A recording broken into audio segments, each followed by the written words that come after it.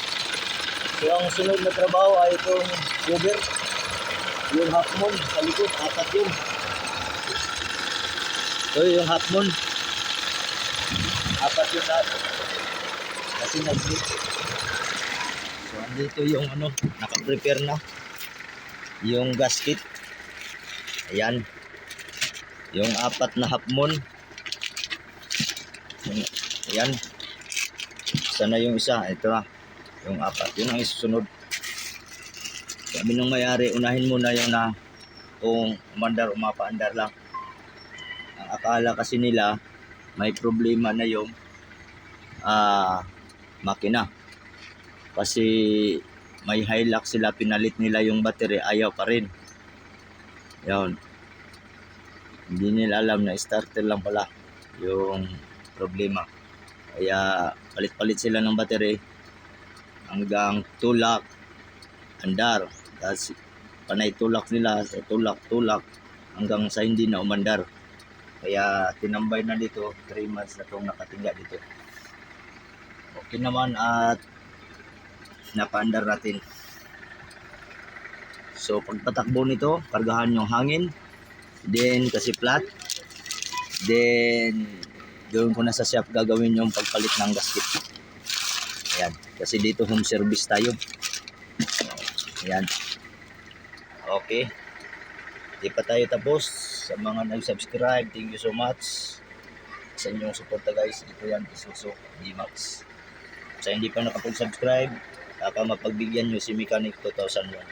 Yung gusto sabi ni Bossing, galing din sa ano, Butuan. May nakausap na doon, galing sa Butuan. Siyempre, ano niya, gawing o kaya ikarga galing doon ay mayo kay ibutin lang sa ano, motor yung nagturo sa atin dito kay Mechanic 2001 hindi subukan yung iba kasi ang alam pangalan niya motor lang si Mechanic 2001 ang bitira din tayo ng ano ito na buhay. So itong mga fuse walang problema. Dili. Oo. Kargahan lang. Kargahan tapos ito lang, gamit. Mula palit-palit ng battery, palit-palit. Yan.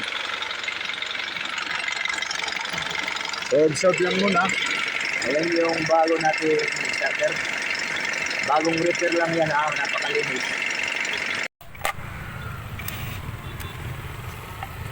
Ito na yung guys, for this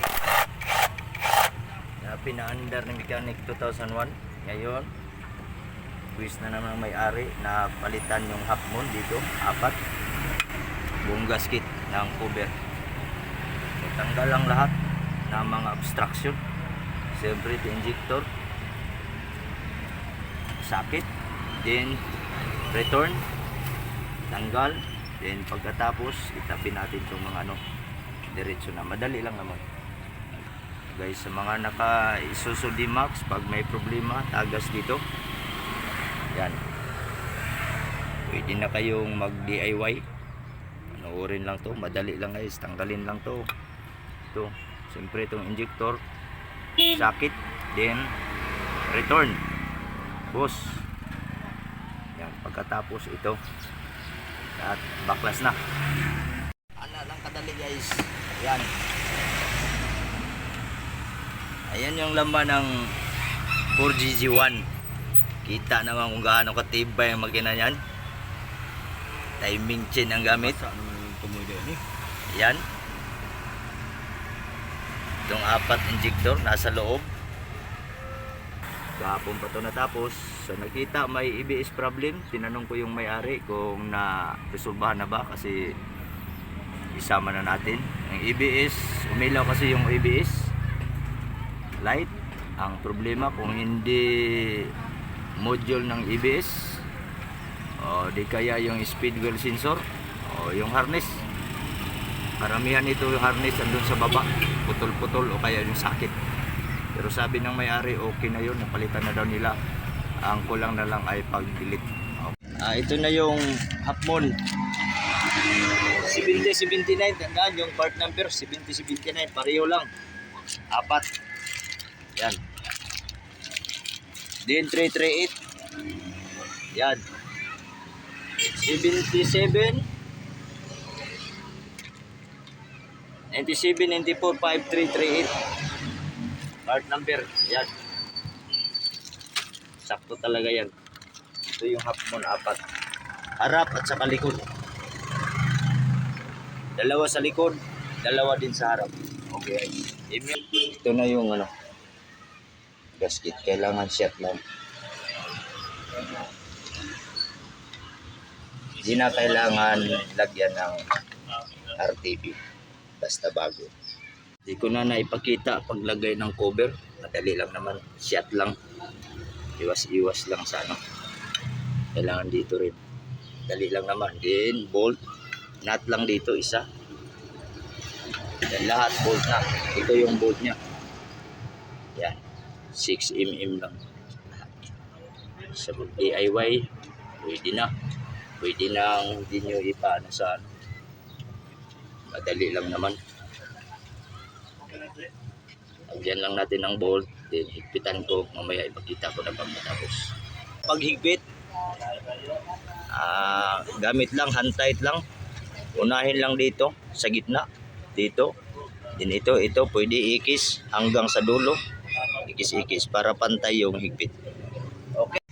So ang gamit na sequence ni mechanic ay box lang. Yan.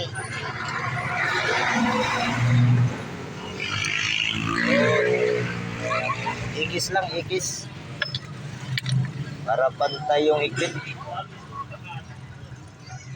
Ito, para ka lang naghigpit ng cylinder head. Yan. Ito na naman.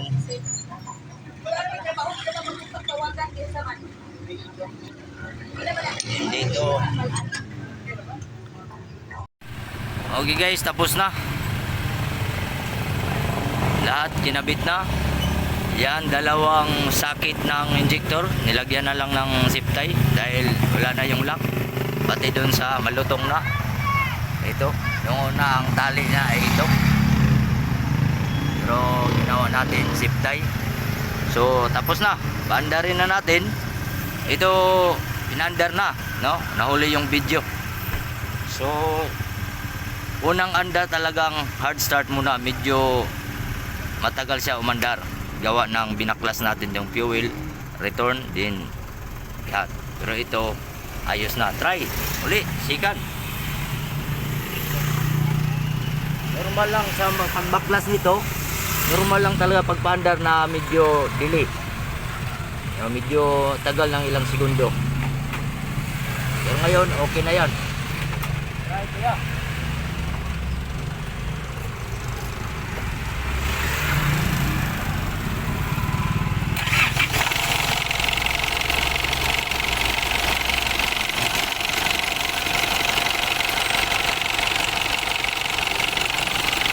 Medyo ano pa yung makina. Ayan. Mamaya pino. So abangan natin yung tagas, kung tatagas pa dito. Pero sigurado hindi na yan tatagas. Okay. So ilagay na lang yung cover dito, yung cover, yung plastic niya, yung pinaka ganito, wala na. So sana lang na medyo maluwag, ma-vibrate. Dito yung cover. Ito modify na lang Siguro anong nilagay? Ito. Ayan. So tusok lang guys, dito lang.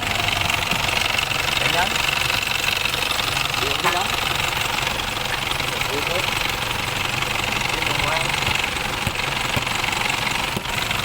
Ayan. Ano yun? Medyo ma-vibrate po. Ayan na yung ulit.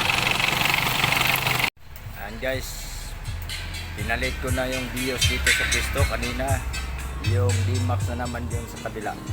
Tapos na kasi yung D-Max, dito na naman ang sunod natin. Mechanic 2001.